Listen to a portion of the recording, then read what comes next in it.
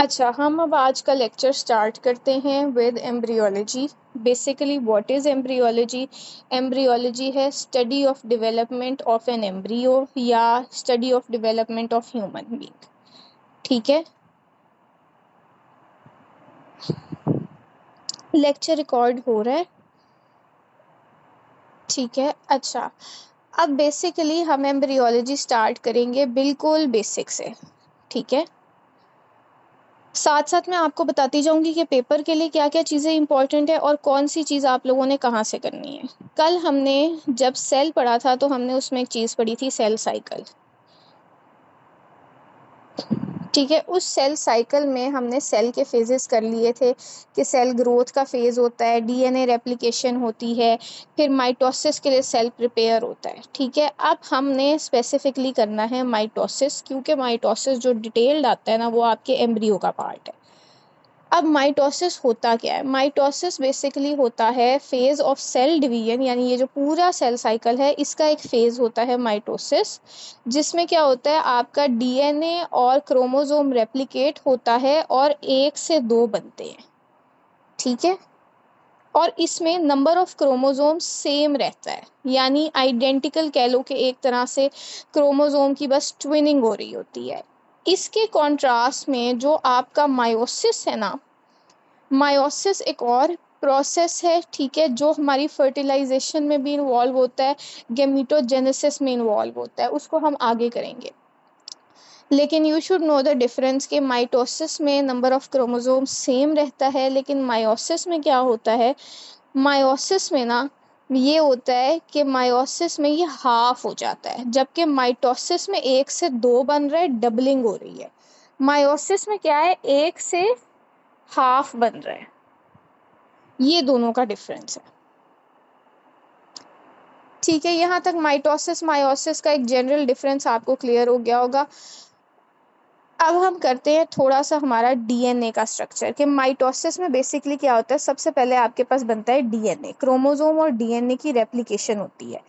जब ये रेप्लिकेशन हो जाती है ना तो उसके बाद माइटोसिस आगे अपने फेजेस में प्रोसीड करता है। ठीक है, अब ये हमारे पास एक जनरल डीएनए स्ट्रक्चर है जो कि एक ह्यूमन डीएनए। ठीक है, ये बनता है गोनिन, एडिनिन, साइटोसिन और थायामीन से। डीएनए हेलिक्स ऐसे कॉइल फॉर्म में होता है। जब इस डीएनए को आप मज़ीद जूम करके देखते हो ना तो इस डीएनए के अंदर आपको इसका छोटा वाला पार्ट मिलता है जिसे हम कहते हैं क्रोमोसोम। ठीक है, ये जो क्रोमोसोम होता है ना इसका भी एक अंदर स्पेसिफिक स्ट्रक्चर होता है। इसके ये जो ऊपर वाले एंड्स होते हैं ना इसको हम टीलोमेयर्स कहते हैं। ठीक है, फिर इसकी दो आर्म्स होती हैं, एक इसकी ये शॉर्ट आर्म होती है और एक ये लॉन्ग आर्म होती है। और जहाँ से ये कनेक्ट होते हैं ना उसको हम कहते हैं सेंट्रोमियर, यानी इसका जो सेंटर वाला पार्ट है ना जहाँ से ये दो शॉर्ट आर्म्स एक दूसरे के साथ और लॉन्ग आर्म के साथ कनेक्ट हो रही हैं और आपस में कनेक्ट हो रही हैं, उसको हमने कहा है सेंट्रोमियर। सेंट्रोमियर क्या है? It is the region where two sister chromatids are held together. इस सारा ये जो अभी मैंने अभी तक एक्सप्लेन किया है इसमें एमसीक्यू है ये सेंट्रोमियर। ठीक है, ये एमसीक्यू है। Centromere is a region where two sister chromatids are held together. Sister chromatid किसे कहते हैं हम? सिस्टर क्रोमेटिड कहते हैं हम इस एक पार्ट को। ठीक है, ये एक पार्ट जब अपने दूसरे पार्ट के साथ जुड़ता है तो उस बीच वाले स्ट्रक्चर को या जॉइंट को कहा जाता है सेंट्रोमियर। ये एमसीक्यू है आपका। इसके बाद एक और चीज़ आ जाती है आपके पास जिसे हम कहते हैं काइनेटोकोर। ये भी एमसीक्यू है। ठीक है, काइनेटोकोर क्या है? काइनेटोकोर है एक प्रोटीन कॉम्प्लेक्स इसी क्रोमोसोम के अंदर जहाँ पर स्पिंडल फाइबर्स अटैच करते हैं ड्यूरिंग सेल डिवीजन। अब इसका क्या मतलब है? बेसिकली क्या है कि जब हमारा सेल डिवाइड करता है ना माइटोसिस में तो ये एक क्रोमोसोम अपना रेप्लिकेशन करेगा और एक और बनाएगा। ठीक है, तो काइनेटोकोर इस क्रोमोसोम के ऊपर एक प्रोटीन कॉम्प्लेक्स बना हुआ है जहाँ पर जब सेल डिवीजन होती है ना तो स्पिंडल फाइबर्स जाकर अटैच करते हैं।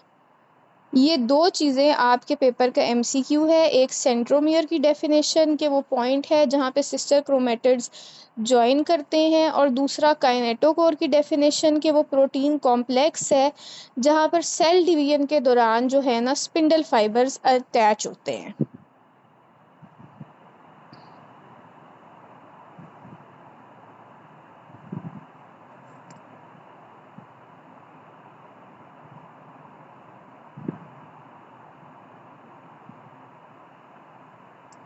काइनेटोकोर प्रोटीन कॉम्प्लेक्स है। यूँ समझ लो कि काइनेटोकोर जो है ना क्रोमोसोम के अंदर एक पार्ट है, ठीक है, जहाँ पे स्पिंडल फाइबर्स अटैच करते हैं ड्यूरिंग सेल डिवीजन। जब ये क्रोमोसोम ने डिवाइड करना होता है ना माइटोसिस में, तो इस पे स्पिंडल फाइबर्स अटैच करते हैं। जिस जगह वो अटैच करते हैं उस जगह को काइनेटोकोर कहते हैं, ठीक है।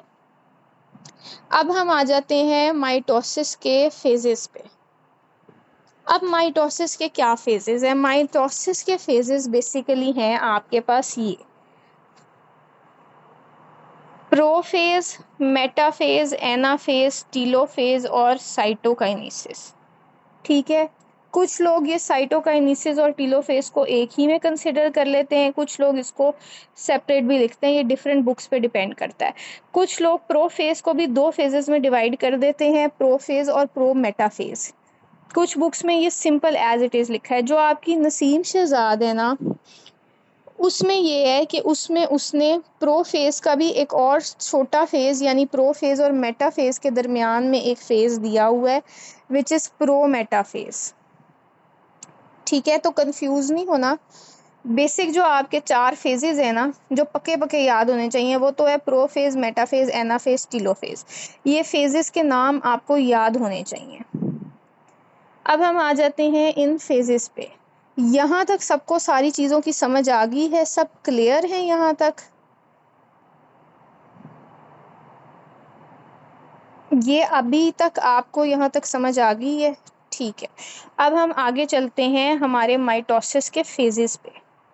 जो आपका प्रो फेज है ना, ये सबसे पहला और लॉन्गेस्ट फेज है। ये आपका एमसीक्यू है कि longest phase of mitosis is prophase. इस स्टेज में क्या होता है कि क्रोमोसोम ना विजिबल होता है, और एक स्ट्रक्चर हमने पढ़ा था सेंट्रियोल। जब हमने सेल फिजियोलॉजी की है तो हमने उसमें सेंट्रियोल्स पढ़ा था, तो तब मैंने आपको एक एमसीक्यू बताया था कि centrioles are responsible for separation of chromosomes. अब होता क्या है? अब होता ये है कि हमारा जो प्रोफेज है ना उसके अंदर सबसे पहले तो हमारे जो क्रोमोसोम्स हैं ना वो विजिबल होते हैं, यानी वो अब एक्टिव होना शुरू हो गए हैं, ठीक है। ये जो इसके अंदर सेंट्रियोल्स होते हैं ना, सेंट्रियोल्स हर जगह होते हैं, स्ट्रक्चर में हेल्प करते हैं।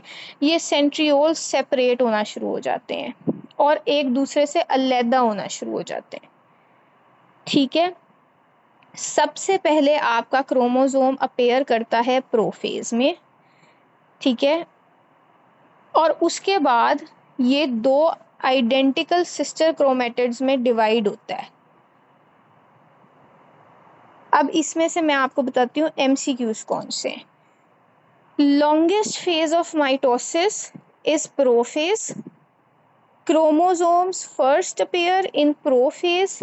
Chromosomes become visible in prophase, ठीक है। And centriole is responsible for separation of chromosomes. 4 MCQs हैं, ठीक है। लॉन्गेस्ट फेज है, इसमें क्रोमोसोम्स विजिबल होते हैं, और सेंट्रियोल जो है ना वो इसकी सेपरेशन कराता है। अब यहाँ पर ना प्रो फेज में ये सेपरेट हो गए हैं क्रोमोसोम्स। प्रो मेटाफेज में क्या होगा कि इनके ऊपर एक न्यूक्लियर एनवेलप होता है। वो न्यूक्लियर एनवेलप जो है ना वो डिसरप्ट होना शुरू हो जाएगा, ठीक है, यानी उसकी सॉर्ट ऑफ कह लो ब्रेक डाउन होना शुरू हो जाएगी, और माइक्रोट्यूब्यूल्स को एक्सेस मिलेगा क्रोमोसोम पे, और न्यूक्लियोलस जो है वो आहिस्ता आहिस्ता डिसअपियर होना शुरू हो जाएगा। अब इस चीज़ को समझना है। हमारा गोल बेसिकली क्या है, जब हम ये प्रोफेज सारा कर रहे हैं या ये जो माइटोसिस कर रहे हैं, हमारा गोल है कि हमारे पास एक डीएनए स्ट्रक्चर है, हम पहले इस डीएनए स्ट्रक्चर को पूरा तोड़ना है। ठीक है, इसको अलग-अलग करना है।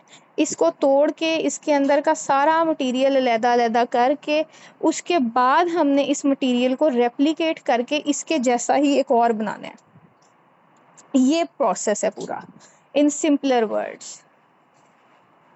ठीक है, अब बेसिकली क्या है कि आपका जो प्रोफेज है ना, उसमें ये ब्रेकिंग डाउन स्टार्ट हो जाती है। ये ब्रेकिंग डाउन इसमें स्टार्ट होती है। और प्रो मेटाफेज में क्या होता है कि जो इसकी ऊपर की एक कवरिंग होती है ना, एक प्रोटेक्टिव लेयर कह लो, न्यूक्लियर एनवेलप, वो डिसरप्ट होना शुरू हो जाती है और इसका जो न्यूक्लियस होता है ना, वो डिसअपियर होना शुरू हो जाता है ताकि इजी एक्सेस हो इसके अंदर के जेनेटिक मटेरियल को। फिर आपके पास नेक्स्ट आता है मेटाफेज। मेटाफेज में क्या होता है कि ये जो क्रोमोसोम्स होते हैं ये लाइन अप होते हैं across the centre of the cell और कनेक्ट होते हैं विद स्पिंडल फाइबर्स। अब कोई मुझे बता सकता है वो कौन सी जगह है क्रोमोसोम पर जहाँ ये स्पिंडल फाइबर्स अटैच होंगे या कनेक्ट होंगे? अभी हमने किया है, क्रोमोसोम में मेटाफेज में स्पिंडल फाइबर्स अटैच होते हैं, वो कौन सी जगह पे अटैच होंगे? हाँ, काइनेटोकोर पे, सेंट्रोमियर पे नहीं। सेंट्रोमियर आपके पास वो पॉइंट होता है जहाँ पर ये दो सिस्टर क्रोमेटिड्स ज्वाइन करते हैं। ठीक है, यानी ये मिडल वाला पॉइंट जो है ना, ये आपका है सेंट्रोमियर। काइनेटोकोर आपका क्रोमोसोम का पार्ट होता है जहाँ ये स्पिंडल फाइबर्स अटैच होते हैं। ठीक है,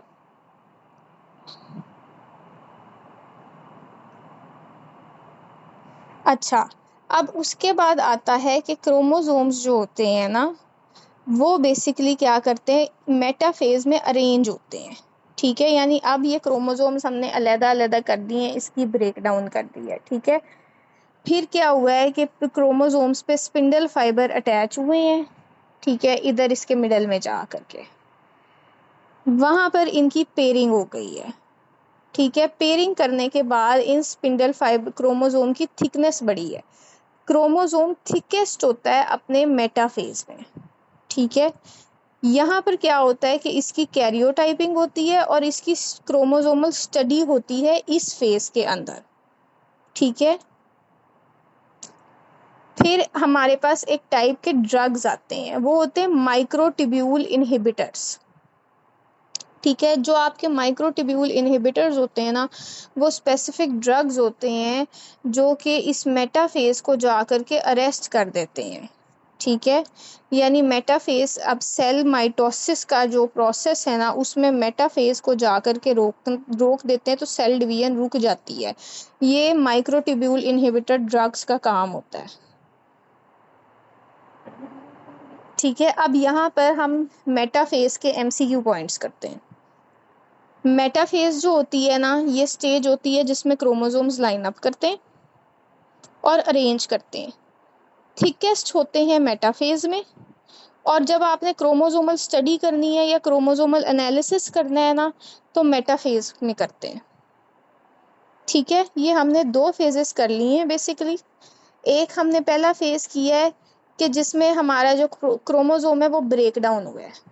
ठीक है, दूसरा जो हमने फेस किया है ना मेटाफेज, उसमें वो ब्रेक डाउन होके अरेंज हुआ है अलग-अलग पार्ट्स में और वहाँ पर स्पिंडल फाइबर जाकर अटैच हुआ है। स्पिंडल फाइबर ब्रॉडली जो है ना, वो अटैच होता है मिडल में जहाँ सेंट्रोमियर होता है, लेकिन इस सेंट्रोमियर के अंदर यानी क्रोमोसोम के अंदर एक पार्ट होता है काइनेटोकोर। उस काइनेटोकोर पर जाकर ये स्पिंडल फाइबर अटैच होते हैं। ठीक है, उसके बाद आपके पास आता है आपका third phase which is anaphase. Anaphase में क्या होता है कि ये जो सिस्टर क्रोमेटिड्स होते हैं ना, अब ये अरेंज हो गए हैं। अब अरेंज होने के बाद इसमें से जो एक जैसे हैं ना, वो सेपरेट हुए हैं इंडिविजुअल क्रोमोसोम्स में और अपार्ट हो गए हैं। हमने क्रोमोसोम का स्ट्रक्चर पढ़ा है। क्रोमोसोम का जो स्ट्रक्चर है वो आपके पास इस तरह से है। ठीक है, मेटाफेज में ये इस तरीके से हो गया, इसकी अरेंजमेंट हो गई। अब एनाफेज में इनको अलग अलग करती है, ठीक है।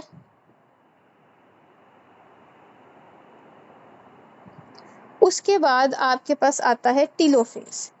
टीलोफेज में क्या होता है कि जो क्रोमोसोम्स होते हैं वो एक दूसरे के ऑपोजिट एंड्स के पास गैदर होते हैं, अपनी डिस्टिंक्ट शेप ख़त्म करते हैं, ठीक है, और नई न्यूक्लियर मेम्ब्रेन्स बनाते हैं। यानी अब ये रेप्लिकेशन हो रही है। जो आपका रेप्लिकेशन यहाँ तक ना, हमने एनाफेज तक क्रोमोसोम को अलहदा कर लिया, इसका डीएनए, इसका स्ट्रक्चर सारा कुछ पढ़ लिया, उसके रेप्लिकेशन की इंफॉर्मेशन बना ली।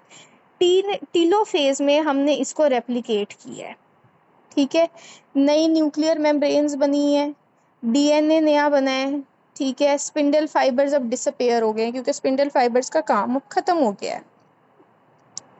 To separate sister chromatids are formed from two separate cells, और क्रोमोसोम डीकंडेंस करता है टू फॉर्म क्रोमेटिन। अब यहाँ पर क्या हो रहा है कि आपका क्रोमोसोम अपने छोटे वाले पार्ट में यानी क्रोमेटिन में बन रहा है, न्यूक्लियोलस दोबारा वापस आ रहा है। पहले न्यूक्लियोलस डिसअपेयर हो गया था ना, तो न्यूक्लियोलस अब दोबारा वापस आ रहा है। न्यूक्लियोलस प्रो मेटाफेज में डिसअपेयर होता है और वापस आता है इन टीलोफेज,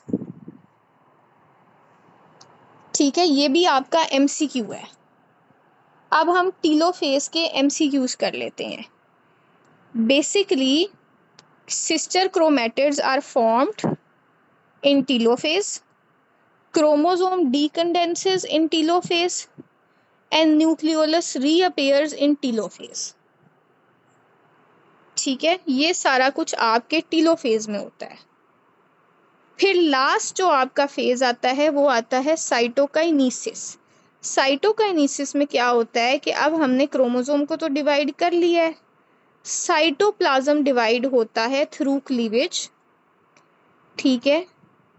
और उससे क्या होता है कि एक क्लीवेज फरो सेल के अराउंड बनती है, ठीक है। यानी बेसिकली क्या है कि आपने साइटोप्लाज्म की जो डिवीजन करानी है ना, उसको हमने कहा है cytokinesis. Cytokinesis is division of cytoplasm. यहाँ तक सबको सेल के फेजेस समझ आ गए हैं, माइटोसिस के फेजेस समझ आ गए हैं सबको।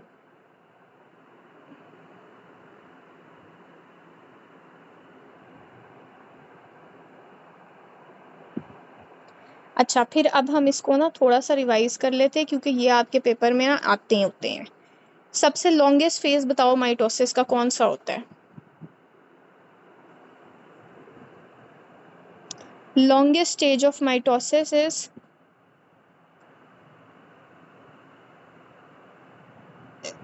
और प्रोफेज में क्या चीज़ अपीयर करती है आपके पास सबसे पहले? मेटाफेज नहीं, prophase. Longest phase of mitosis is prophase. और प्रोफेज में आपके पास क्या चीज़ आती है सबसे पहले जो विजिबल होती है? यानी अगर मैंने प्रोफेज को देखना है तो फिर क्रोमोसोम्स। अच्छा, थिकेस्ट जो होता है ना क्रोमोसोम, वो होता है आपके मेटाफेज में, प्रोफेज में नहीं होता, ठीक है। प्रोफेज लॉन्गेस्ट फेज है और इसमें अभी क्रोमोसोम अपीयर हुआ है आपके पास, ठीक है। न्यूक्लियोलस किस फेज में डिसअपीयर करता है?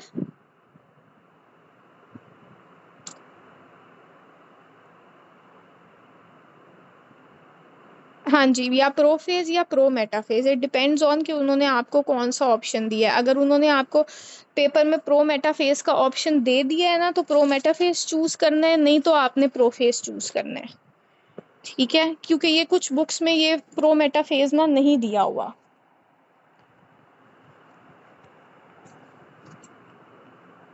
अच्छा, अब क्रोमोसोम थिकेस्ट किस फेज में होता है?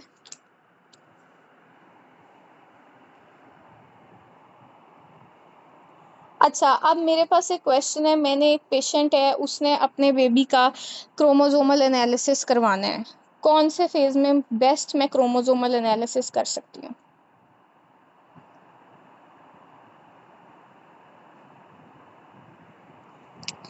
हाँ जी, मेटाफेज में। कौन से फेज में क्रोमोसोम्स अरेंज होते हैं अलोंग द इक्वेटोरियल प्लेट?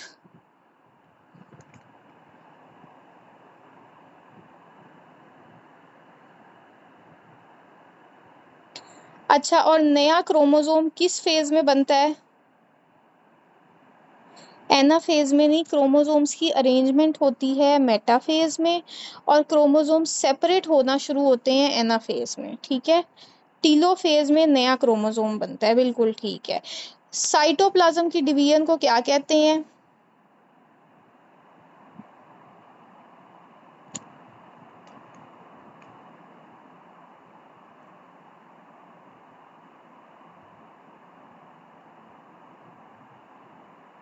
हाँ, साइटोकाइनेसिस। ठीक है, यहाँ तक ना हमने हमारा सेल साइकिल कर लिया बेसिकली।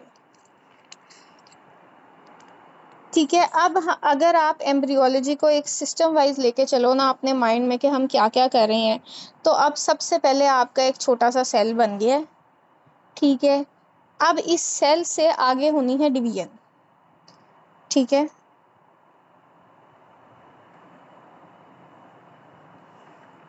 ये जो सेल अरेस्टिंग फेजेस आते हैं ना, ये आपके आते हैं गेमिटोजेनेसिस में, ये मायोसिस में होते हैं, ठीक है। ये जब हम गेमिटोजेनेसिस आगे करेंगे ना तो इसमें ये आएंगे। इधर नहीं सेल अरेस्ट करता, इधर सेल डिवाइड कर रहा है, वो डिफरेंट है, वो भी मैं आपको क्वेश्चन कराऊंगी। अच्छा, यहाँ तक हमने एक सेल का माइटोसिस वाला फेज पढ़ लिया है, ठीक है। अब हमारे पास एक एम्ब्रियो बन रहा है। अब इमेजिन करना है कि एक पेशेंट है, उसकी फर्टिलाइजेशन हो गई है, अब उसका एम्ब्रियो बन रहा है, अब हमने इसको वहां से लेके चलना है, ठीक है। ये जो प्रोफेज, ये जो माइटोसिस के फेजेस है ना, ये अब तक सबसे बेस्ट जो है ना आपके नसीम शहजाद में लिखे हुए हैं, जिसने करने हैं ना वो वहां से करे।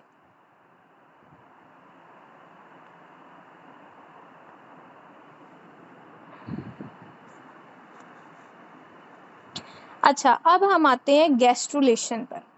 बेसिकली गैस्ट्रुलेशन क्या है? गैस्ट्रुलेशन एक प्रोसेस है विच हैपन्स आफ्टर फर्टिलाइजेशन। इसमें क्या होता है कि इसमें डेवलपमेंट होती है एम्ब्रियो की बाय डिवीजन, ठीक है। इसमें ये होता है कि एक सिंगल सेल की लेयर होती है, वो सेल की लेयर जब डिवाइड करती जाती है और डेवलप करती है डिफरेंट स्ट्रक्चर्स में, तो उस प्रोसेस को हमने गैस्ट्रुलेशन का नाम दिया। This is called gastrulation. अब गैस्ट्रुलेशन में आपके पास आ जाता है मेन एक चीज, ब्लास्टोसिस्ट, ठीक है। ये बेसिक प्रिकर्सर सेल कह लो कि जो स्टार्ट में आपके पास आता है ना, उसको कहते हैं ब्लास्टोसिस्ट। इस ब्लास्टोसिस्ट की ना एक आउटर सेल मैस होती है, एक इनर सेल मैस होती है, ठीक है। ये सिर्फ कॉन्सेप्ट के लिए इंपॉर्टेंट है कि कौन सी चीज कहाँ से आती है, ये आपको कॉन्सेप्ट वाइज याद होनी चाहिए। अब क्या होता है कि आपके जो ब्लास्टोसिस्ट है ना, उसकी एक आउटर मेम्ब्रेन है और एक इनर है। जो आउटर वाली है उससे बनता है ट्रोफोब्लास्ट, और जो इनर वाला है ना उससे बनता है एम्ब्रियोब्लास्ट। जो एम्ब्रियोब्लास्ट है ना, वो आपका मेन एम्ब्रियो और उसके स्ट्रक्चर्स बनाता है। जो ट्रोफोब्लास्ट है ना, वो बनाता है प्लेसेंटा को, ठीक है। यहाँ तक सबको एक बेसिक कॉन्सेप्ट क्लियर है। गैस्ट्रुलेशन का मतलब है सेल की डिवीजन एम्ब्रियो बनाने के लिए। गैस्ट्रुलेशन होती किस सेल की डिवीजन से है? ब्लास्टोसिस्ट। ब्लास्टोसिस्ट मेन सेल होता है जिसकी डिवीजन से होती है। मैं बताती हूँ, गैस्ट्रुलेशन प्रोसेस है जिससे सेल डिवीजन होती है। अब ये किस सेल की बात हो रही है? बॉडी में तो बहुत सारे सेल्स हैं, ब्लास्टोसिस्ट की बात हो रही है। सबसे छोटा यूनिट है ये आपका ब्लास्टोसिस्ट। ये इसकी डिवीजन होती है इनटू ब्लास्टोमियर्स, मोरूला, इसकी डिफरेंट डिफरेंट स्टेजेस होती हैं, ठीक है। ये जो ब्लास्टोसिस्ट होती है ना, इसका एक बाहर वाला पार्ट होता है और एक अंदर वाला पार्ट होता है। जो बाहर वाला पार्ट होता है वो ट्रोफोब्लास्ट होता है, और जो अंदर वाला पार्ट है वो एम्ब्रियोब्लास्ट होता है।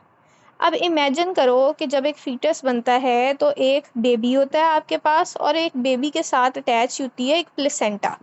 अब प्लेसेंटा शुरू से तो किसी में नहीं होती, प्लेसेंटा भी आपकी तभी बनती है ड्यूरिंग रिप्रोडक्शन। तो ये दोनों चीज़ें आपकी बन रही हैं। अब ये कैसे बन रही हैं?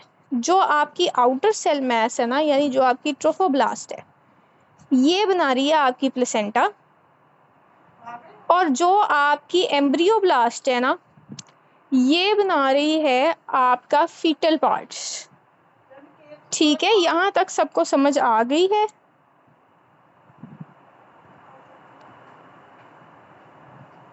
सब क्लियर है यहाँ तक?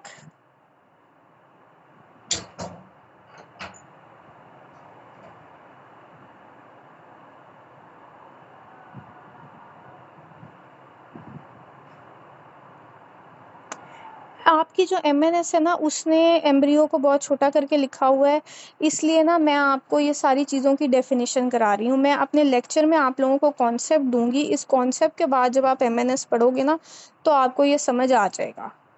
ठीक है, ये सही है कि गैस्ट्रुलेशन उसने सिर्फ एक लाइन में दी है, पर बेसिकली क्या है कि अगर हाँ आप रिलेट करके नहीं ना पढ़ोगे कि एपीब्लास्ट ट्रोफोब्लास्ट क्या है, तो फिर आपको ये चीज़ें याद करने में प्रॉब्लम होगी, फिर ये सिर्फ रट्टा होगा। फिर ये ऐसे ही होगा कि जिसका रट्टा अच्छा है उसको याद हो जाएगा, जिसका नहीं है ना उसको भूल जाएगा।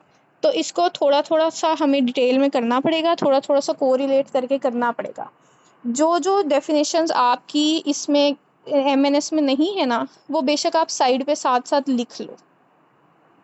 गैस्ट्रुलेशन डिवीजन का प्रोसेस होता है, जो सेल डिवाइड करता है वो ब्लास्टोसिस्ट होता है।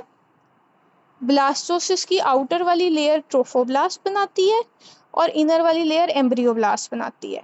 ट्रोफोब्लास्ट आगे डिवाइड करता है इनटू साइटोट्रोफोब्लास्ट और सिंसिटियोट्रोफोब्लास्ट।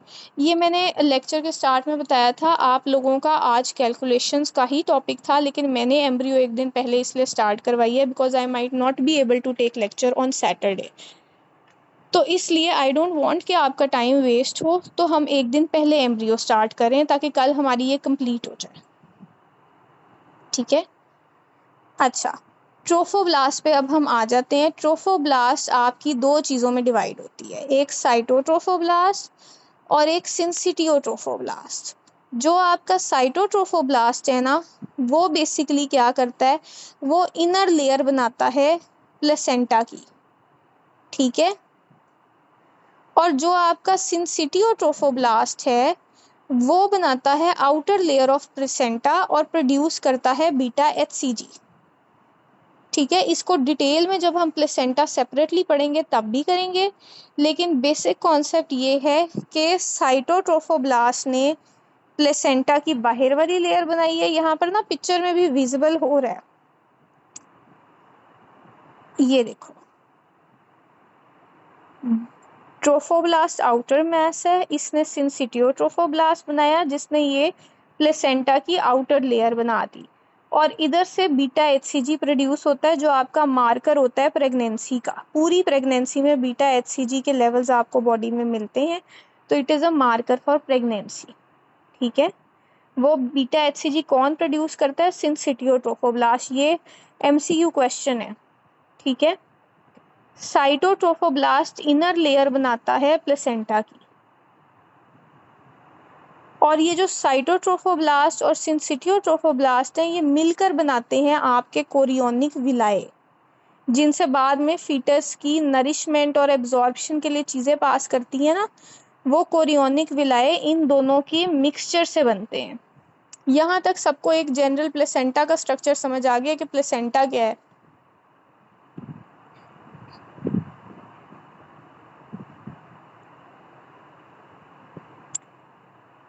ठीक है, अब हम चलते हैं दूसरी लेयर पे। जो इनर लेयर है ना आपकी, उससे हमारा काम है सारा।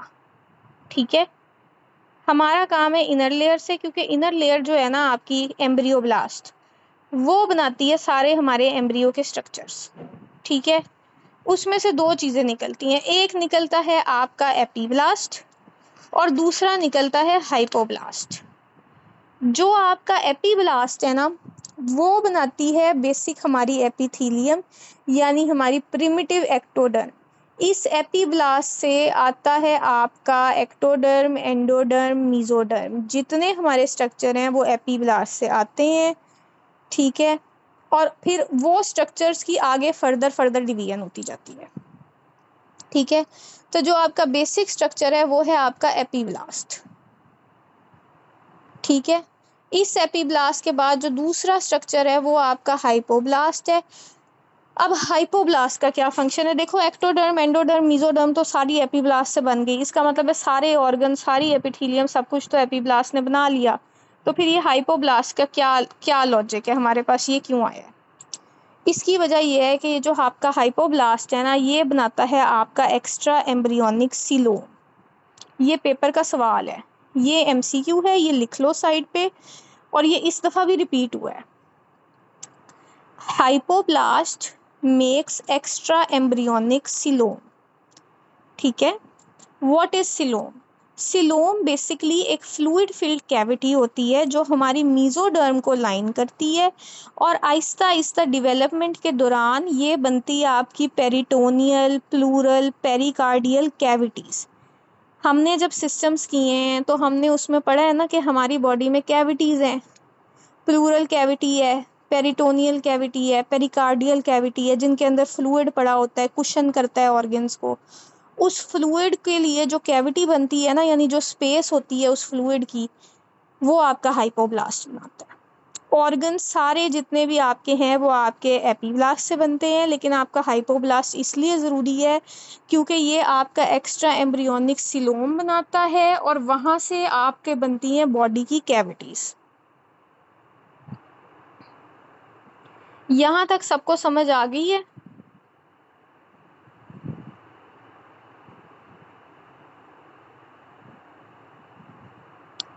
ठीक है। प्लेसेंटा कौन से दो स्ट्रक्चर से बनता है, कोई मुझे बता सकता है? सिर्फ इनिशियल्स भी लिख दो तो चलेगा, पूरा पूरा ना भी लिखो। प्लेसेंटा कौन से दो स्ट्रक्चर से बनता है?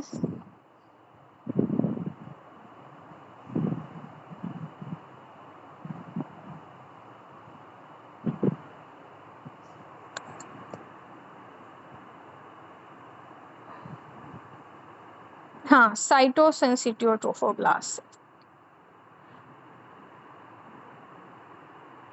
बीटा एचसीजी कौन प्रोड्यूस करता है?